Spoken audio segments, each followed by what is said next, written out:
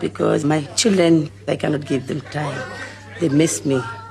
Obviously, I have changed, You can see. I have to work both.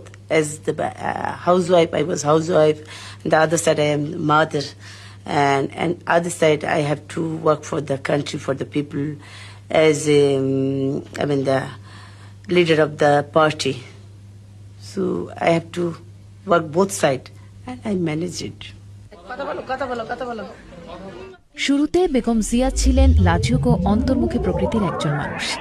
নিজের স্বল্প শিক্ষা ও রাজনৈতিক অভিজ্ঞতা সম্পর্কে তিনি সচেতন ছিলেন।